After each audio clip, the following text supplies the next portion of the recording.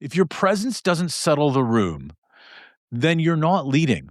You're just participating, not control, because leadership is not about having the loudest energy in the room.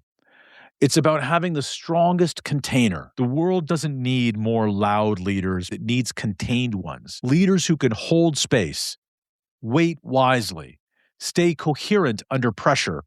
Welcome to Paper Napkin Wisdom, where we share pearls of wisdom shared by some of the world's top entrepreneurs, leaders, and difference makers. Here's your host, Govind Jayaraman. Hi, my name is Govind Jayaraman, and this is Paper Napkin Wisdom, episode 336, and another in our Edge of the Napkin series. Today, we're going to pick up on a subject we've been talking about for the last few episodes. In episode 330, we talked about our magnetic growth auras, and we introduced the 4 pillars: confidence, congruence, calm, and contribution. The last 2 episodes, we've been talking about confidence and congruence, and today we're going to talk about pillar 3, calm. So as we go into this, there are moments, maybe you've noticed them, when the room feels tense before anyone even says a word. And there are other moments, quieter ones probably, where someone simply arriving seems to change everything for the positive. You may not be able to explain it, but you can feel it. You can sense it. And as you listen now, you might begin to recognize how often leadership is less about what is said and more about what is held and felt. Because somewhere along the way, many of us were taught that leadership requires urgency, answers, motion, and certainty. And yet some of the most trusted leaders you've known have likely had something else entirely in their presence: a steadiness, a way of slowing the moment down just enough for clarity and confidence and congruence and contribution to emerge. And as you settle into this episode, you may begin to wonder what would shift in your leadership, in your conversations, in the way others respond to you if calm itself were not something you waited for, but something you carried with you. In this Edge of the Napkin, we will explore Aura Pillar 3, calm. Not as passivity, not as detachment, not as any of those other distractions, but as containment. The ability to hold space. The capacity to wait without withdrawing. The kind of inner coherence that others can feel and often unconsciously trust from afar. And you don't need to try to apply this as you listen. You can simply notice what happens when your attention rests there.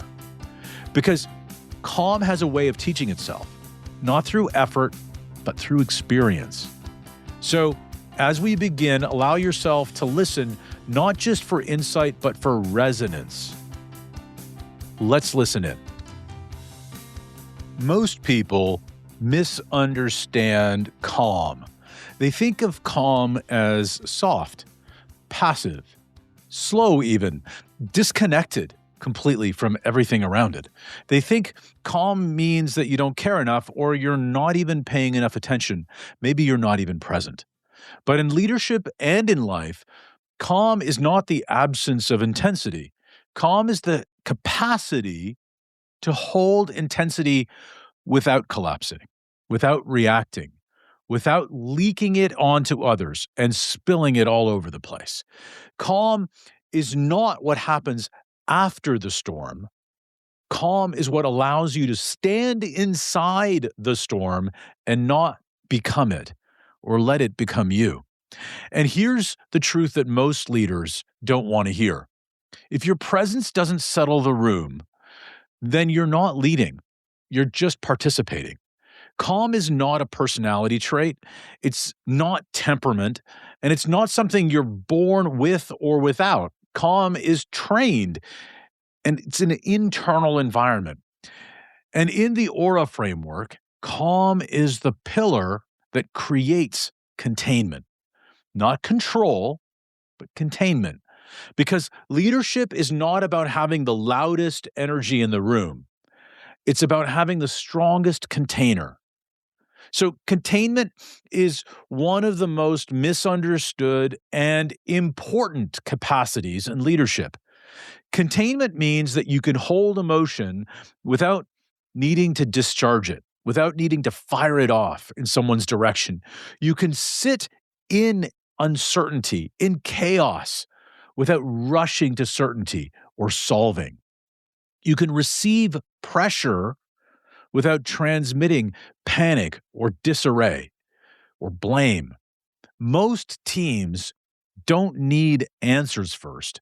They need someone whose nervous system isn't hijacked.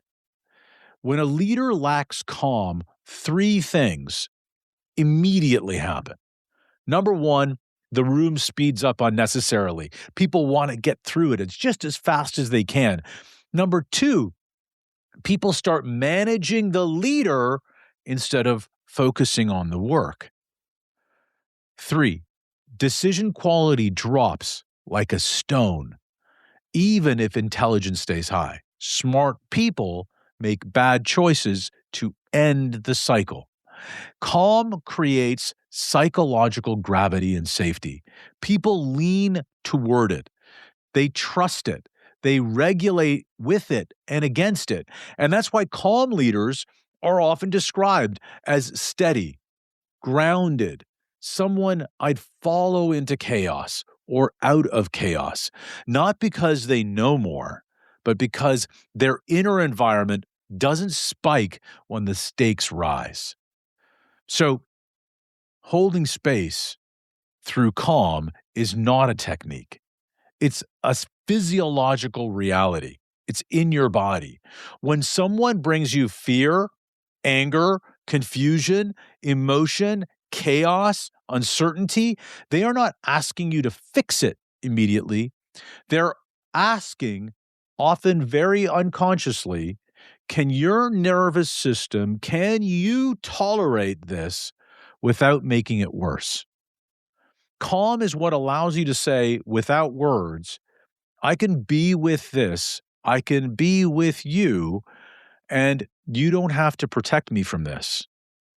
Leaders who cannot hold space interrupt too early, problem solve too fast, reframe without being present first, and use logic to escape discomfort. Leaders with calm listen longer than even feels efficient. They pause without apologizing. They let emotion complete its cycle, its full cycle. They allow clarity to emerge. They don't force clarity. Calm is what lets people finish their own thoughts, finish their own loop, and that leads to the second containment capacity. Calm is the ability to wait. Most leadership mistakes are not errors of judgment. They're errors of timing, sped right to the finish line. Calm gives you the ability to wait before responding, before rescuing, before correcting, before asserting your authority and ego. When a leader cannot wait, the team never learns to respond. They learn to look up to them instead of inward. They seek permission instead of ownership, and they optimize for approval or avoidance instead of truth. Calm says, I trust the process and my people enough not to interrupt it. And this is not disengagement. It's confidence in emergence. It's confidence in people, which brings us to how calm interacts with the other three pillars. Calm definitely doesn't stand alone. It is the environmental condition that allows the other pillars to function at their highest and best level. And let's walk through them. So calm plus confidence. Confidence answers, do I believe in me? Calm answers, can I stay with myself when belief is tested? You can have confidence without calm, and it often looks like bravado, like ego, and arrogance. But confidence with calm looks like quiet certainty. Calm prevents confidence from being reactive. It keeps confidence unforced, unperformative, and unneedy. When confidence is paired with calm, you don't have to rush to prove. You don't defend your position emotionally. You don't confuse volume with authority. People feel that difference immediately. Calm plus congruence. Well, congruence answers the questions, do my words and actions match under pressure? Calm is what makes congruence possible under stress. So without calm, values collapse under urgency, integrity erodes or just disappears under pressure, alignment breaks when the stakes rise. Calm allows you to respond instead of react, choose instead of default, and stay in alignment when it would be easier not to. Congruence without calm only works when things are easy. Congruence with calm works when things matter. Calm plus contribution. Well, contribution answers the question, am I here for more than just myself? Calm creates energetic availability. When you are not internally noisy, you notice others more. You sense what's needed, and you give without depletion. And calm is what allows you and allows your contribution to be sustainable in the long term. Without calm, giving becomes draining, service becomes sacrifice, and impact becomes performative. Calm allows you to contribute from overflow, not from obligation. So there's a great story about the bridge builder, and there was once a village divided by a deep ravine. One side lived the planners, and the other side, there lived the builders. For years, they argued about how to connect the two sides. The planners had designs, the builders had tools. Neither really trusted the other. One day, a quiet woman arrived. She carried no plans and brought no tools.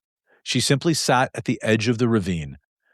When asked what she was doing, she said, "I'm watching how the ground holds weight." The planners mocked her. The builders ignored her. Weeks passed. One day, the ground shifted. A narrow stone revealed itself, stable, strong, and previously unseen. She stood and said, "Now." The planners aligned, the builders acted, and the bridge was built in days. When asked how she knew when to speak, she replied, "I didn't create the bridge. I held still long enough for it to show itself." So, confidence had ideas, congruence had aligned action, contribution built the bridge, but calm created the conditions for all of it. So, let's talk about coherence and heart math, because calm at the deeper level is not just psychological, it's physiological. Research from the Heart Math Institute shows that when we are calm, the heart and brain enter a state called coherence. In coherence, the heart rhythm becomes smooth and structured, ordered. The brain function improves dramatically. Emotional regulation stabilizes and decision-making sharpens. But here's the most important part. Coherence is actually felt by others, in many cases from far away. Your heart produces an electromagnetic field that can actually be measured and extends beyond your body. When you are calm and coherent, others unconsciously entrain to you. They cue in on your energy and lock in on it like a signal. The room settles without instruction, just with your presence. Conversations slow and deepen, and trust increases. And that is why calm leaders feel safe to be around. Calm coaches create breakthroughs way faster, and calm parents regulate children more effectively. You don't need to tell people to relax. Your physiology actually teaches them how. They mirror it. Calm is contagious in the absolute best way. Energy is always transmitting, and the question isn't if you are influencing, it's how. When you are anxious, others become vigilant. They sense something is off. Thinking narrows and creativity just drops right through the floor. When you're calm, systems relax. Options expand, truth surfaces, and calm is not neutral, it's directive. It directs the emotional weather of the room, and coherence is what makes calm trustworthy. So people may not know why to trust you, they just feel that things make more sense when you are present. Here's another story that might help illustrate this. In a mountain village, each home had its own fire. During the winter, storms would rage and many fires would go out. The villagers panicked each time. They ran, they shouted, they knocked over embers, trying to stave warmth, preserve heat. One elder did something completely different. When the storm came, he sat by his fire. He adjusted nothing. He guarded the flame with his body, and after the storm, the villagers came to relight their fires from his. When he asked why his never went out, he said, "I didn't fight the storm, I tend the flame." Confidence lights the fire. Congruence keeps it honest, and contribution shares it. But calm protects it when the wind rises. Aura, your magnetic growth aura, is not charisma. It's not personality. It's not magnetism for its own sake, for your ego, for your arrogance, for your identity.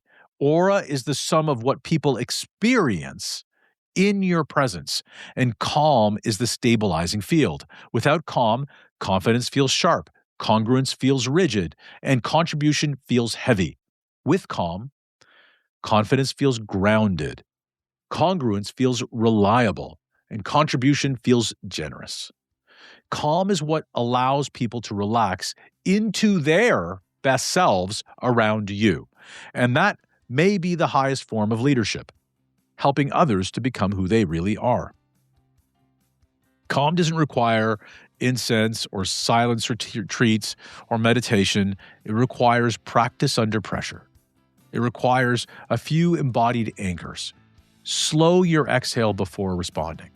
Just slow your breath down. Drop your shoulders when the stakes rise. Don't clench up. Relax. Let one full breath pass before speaking. Just in and out. Notice your urgency without obeying it. Calm is built by interrupting your reflex. And over time, calm can become your default state. Not because life is easy, but because you are stable and you have practiced it. The world doesn't need more loud leaders, more people shouting and pontificating from the tops of their boxes. It needs contained ones. Leaders who can hold space, wait wisely, stay coherent under pressure, regulate environments without force. Calm is not retreat. Calm is readiness without reactivity. And when calm stands alongside congruence, confidence, and contribution, your presence doesn't just move people, it steadies them. And that is your magnetic growth aura. That is leadership. And that is pillar 3, calm. Make it a great day.